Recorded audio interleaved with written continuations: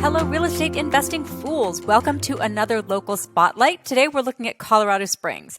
And this is an area we've covered in our local hubs on millionacres.com, and it's got a lot of opportunities to check out. So our guide today is Kevin O'Neill of the O'Neill Group Company. He's a native of Colorado Springs. He's got a wide business portfolio that ranges from residential to commercial development, aero and cyberspace technology, all the cool stuff. He believes strongly in incorporating community development into his vision for the future of Colorado Springs, which I just really love. So Kevin, thanks for joining me today. Deidre, thank you, and thank Motley Fool for wanting to talk to us here in Colorado. Well, let's talk about Colorado Springs. It's your hometown, so obviously you must love it. What's so great about it for investors? It is a great town for investors. All towns really, I think, start with their workforce and their community, their citizens. Our workforce is 3 years younger than the national average, so it averages under 35 years old. We have an education population that has 40% of us educated over a 4-year degree, the national average being in the high 20s. We do have rapid growth. We have a solid foundation of being able to continue that for the next decade, and we desire to grow as a community. Our politics are in line with growth and trying to engage and entertain new investors, new companies, new real estate here in our community. We have a very, very solid ecosystem around national security, DoD, space, aerospace. It's a foundation that you'll hear throughout the interview that is very stable and outlasts recessions, it outlasts the COVID and 9/11. It's what keeps a community going when most communities stall. Okay, you just mentioned COVID. What was the pandemic like for Colorado Springs in general, and especially with regard to real estate development? So we felt the pain. We felt the pain around supply chain management. We felt the pain in small services business. I think the difference about what we went and attacked was both at the city and the county level. Our government changed the priorities of permitting and rapid response to bring businesses back. As a community, we stood up a loan fund to keep our businesses in operation. A loan fund that we knew for the most part would never be repaid, but if the entrepreneur was able to in the future, great. So for us, the pandemic was trying to keep our local folks going and keeping their workforce going. We were very protective of our labor force when it comes to construction and making sure they were doing the right thing, staying isolated, but continue to work. Our supply chain management obviously is a problem, things that we can't control. But we do have projects that we understand need to be bought in advance, and we're trying to make warehouses available, things available for companies to be able to be successful on their timelines to keep the costs down. So what about tourism? Is it back in Colorado Springs? It seems like everyone is on vacation more than ever this summer. It is. It is a pendulum swing. Everybody didn't take their 2020 vacation. It seems like they're taking 2 in 21 now. We are seeing the benefit of that. We have local communities like Manitou that are going back into our national roots, and folks coming to that. We are investing in our infrastructure. Our Air Force Academy has the chapel and the visitor center and what that has. We're just rebuilding the Cog Railway and have just finished it. That runs to the top of Pikes Peak. We built the new Summit House on the Pikes Peak summit during COVID. We built a stadium in our downtown during COVID, and we just finished up our museum and Paralympic museum in our downtown. So although not a lot of activity happened at the services level, our major construction projects really got finished up. Interesting. What kind of stadium? Soccer. And yet it'll be multi-use. We've already had concerts in it. And being, of course, right downtown, we're trying to use that venue as often as we can, whether it's high school or higher education, along with the sports arena. Well, let's talk a little bit about housing. It seems like housing around the country, I keep talking to everybody about inventory. It seems like it's maybe getting a little bit better, but I know prices continue to go up. We've got 112 months in a row now nationwide. What's it like in Colorado Springs? It's tight. We do have several hundred homes on the market. We have went to a different type of a style when it comes to developing new lots and supporting home builders to be able to get on those lots. Our city just annexed 19,000 acres a few years ago when we're trying to get new roads and infrastructure out there. And so our inventory is so tight around supply chain management, but our median house pricing is still staying low below 400,000, where I think Denver's now almost at 550. So we're really making a community effort to make sure we get affordable housing, not only in new construction single family, but apartment complexes that are labeled workforce housing and affordable housing, not just in the outskirts of our community, but in our downtown to be able to keep our service workers here. That's so important.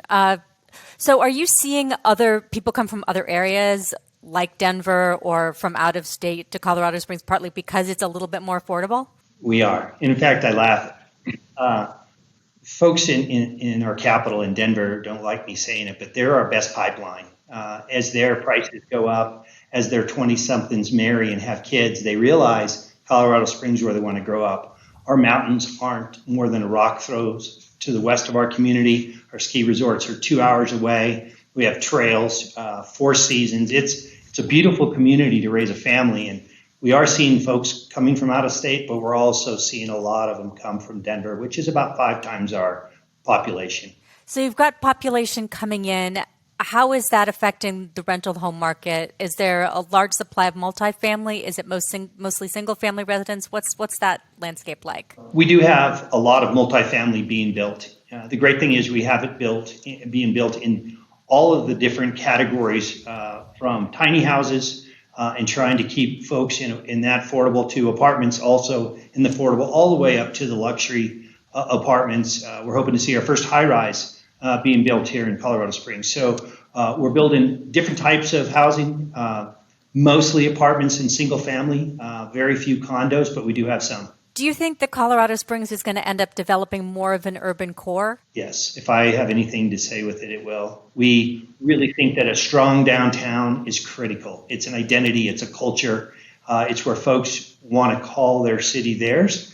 It isn't, it's great to have the suburbs, it's great to have the neighborhoods and the lawns and the parks, but we believe a strong business community that all ends up in an urban corridor, I do anyway, I speak just for myself, is critical of any community. All right, I'm going to put you on the spot because when I was doing my research, I noticed you were the 2019 Business Citizen of the Year from the Colorado Springs Chamber and the Economic Development Council. So, all right, how did you get that honor? So this is our sesquicentennial 150th year as a city. And everybody deserving it already won the award. I think it's a commitment. It's a lifetime commitment where you put community first, you put partners first, and through that you end up with business deals that are successful, whether they're in real estate or buying operating companies and bringing them to Colorado Springs. Through that, creating wealth for not just investors but employees. I just have a different model about the way money should be handled and produced in a community, and that all boats rise. So the more folks you can have wealth and headquartered companies in a community is the only way to create a permanent rise in the quality of living. And I've spent my life now in my mid-50s doing that. So I'm noticing behind you, you've got the Catalyst campus. I've read a little bit about that, but tell me about it and the development of the project. So Catalyst campus is unique. It's the only one like it in the country. We do about 200 tours a year trying to help other communities launch their own Catalyst campus.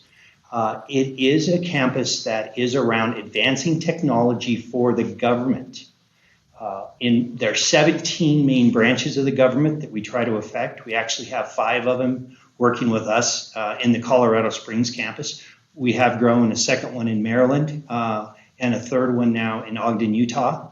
But the thought is, this is my community give back. It was a move to build an environment of research and development labs that were solving the pain points for the government customer. And there are so many pain points in our government. We strictly focused the space and aerospace in this campus. We solved the Missile Defense Agency and the Navy's problems in the Maryland campus. and we solved the Air Force's problems in the Ogden campus. So we are about creating and taking small companies, growing them, creating systems that allow for technology advancement into our programs of record, our large, expensive programs in our nation. Interesting. I just was looking at Elon Musk's SpaceX and what he's doing in Texas. What are you thinking about the space race in general and the way it's changing certain communities? What a wonderful industry to be involved in. I see nothing but growth for the next 20, 30 years, longer. Anybody that can get involved in it, build companies. We see companies being highly successful. The unfortunate part is we also see those small businesses being absorbed and bought by larger companies. But then again, the government sets up parameters to support small businesses with set-aside contracts. So recreating the new businesses, whether it's in this community or in other communities, is very necessary, and it's very, very much needed. So I think it's changing it for the better. Our median income on this campus is over $110,000 a year in base salary. Our benefits are incredible. And compared to our community, that's over twice the base rate that we see around us. And about how many people are on that campus? Well, over 1,000. We had an economic study done in 2019 by the University of Colorado, and the campus had created 1,200 new jobs in our first 4 years of operations. So we do see one building behind us. We do have 7 other buildings now that we've absorbed. We built this campus on the wrong side of the tracks, if you will, using a well-known phrase. The eastern side of our downtown had over 500,000 feet of vacancy. This building and 2 other buildings in 2015 we bought had 100,000 feet gross, 80,000 feet of that was vacant. And we were able to open labs and operation centers. We fly satellites actually out of a building right behind this.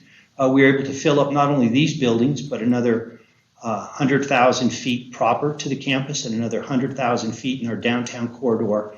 And today you can't buy any buildings in eastern downtown, whether you're in the defense business or not. The community has absorbed them all with restaurants, torn down buildings and built new apartments. We have 4 new apartment complexes growing into our borders of the campus. And so our growth plate is slated for another 800,000 feet of growth. But the campus is just a generator of jobs and economic development. So, is there a challenge right now with getting land in Colorado Springs? Is there a little bit of a scramble happening? There is. There's still some available. The prices have gone up, but I believe that the amount of recovery on rental rates, whether it's commercial or residential, justifies new construction. So that really helps. We do have subsidies. We do have different metropolitan zones, the urban renewal, and we have op zones in our downtown. And for investors, we believe that's a pretty solid investment. So there is still opportunity, but yeah, the prices are rising. You mentioned opportunity zones. I'm wondering, in general, what is the zoning climate like? Is it a challenge to get projects approved? What's the sort of local government structure? So our local government controls the approval process. They have for important projects, which if you're building something downtown of any scale, they have a team set up that's rapid response that brings every division that's going to look over your plans and potentially interfere or slow down with your project to the table right up front. And they all give you what their pain points and their hot spots are. They all tell you where the utilities are or are not and where the roads can be advanced and widened on the city's dollar. And we're able to move that process through very quickly. We actually can turn a new project on of a medium scale in weeks, and we can turn a large scale project in months. It's very well received to have new projects, and so it's about how do we solve the problem, not how do we get in a developer's way. Interesting. Is there an overall urban plan or any sort of growth plan for the future that the city has? We do. We have a well laid out plan for our downtown and growing our downtown. We have a well laid out plan for growing our city with us annexing the 19,000 acres on our eastern border. It allows us to almost triple in size It adds about a third to what we have, but because it's all available to build, it will really help us grow for the decades to come. But yes, we're set up to handle the growth. Excellent. So what neighborhoods should real estate investors be checking out if they're curious about Colorado Springs? So did I talk about the downtown? But you've talked just a little bit about the downtown. We have a tech center at our airport, thousands of acres available. It is filling up. Amazon is bringing 3 million foot, almost 4 million foot plant online here in our community. But our airport is growing. We're getting more direct flights. Being 60 miles from Denver, we have an international airport that's about an hour and 15 minutes away, and we're widening our interstate all the way to the airport. But our tech center, once again, is very well supported. It is in our county, and our county is bent to grow just as much as our city is. So we're working on our infrastructure with our stormwater, new fresh water. We're planning 50 years in advance to make sure we have water.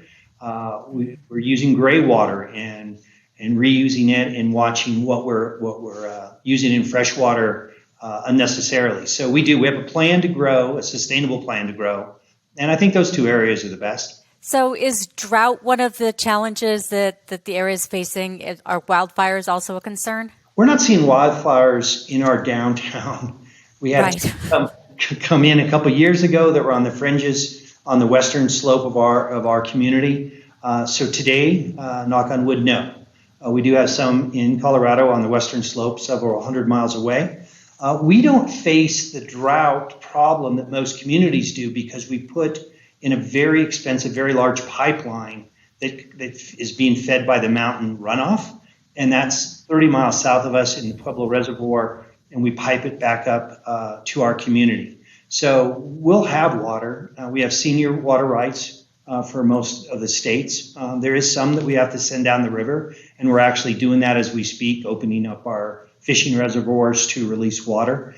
But as far as we can tell, our county's in a 300-year planning model, so that to drill new wells, you've got to have 300 years worth of water under that well. And our city is planning 50 years in advance, including buying excess water rights that potentially they don't need for longer than that. All right. So last question for you. Where do you see Colorado Springs in 5 years, and where would you like it to go? So we see Colorado Springs playing on a national level. We are part of a community investment fund, an evergreen fund, if you will, to invest in new headquarters, in new opportunities in our community, make sure that our businesses can grow and be competitive on a regional and national level. We expect to protect our quality of life. We're not going to give up our trails and the different things that make us different from most communities. It's very important that we continue to attract and protect that. But we do see a very healthy economy, well-rounded economy, as we bring in more commercial industries to support our space side of our business and other types of industries to enhance that. I think we're in a wonderful position in the next 5 years. Awesome. Well, thank you so much. This was really great. You can learn more about Kevin and his work at ogcos.com. Stay well and stay invested. Thank you, Kevin. Thank you.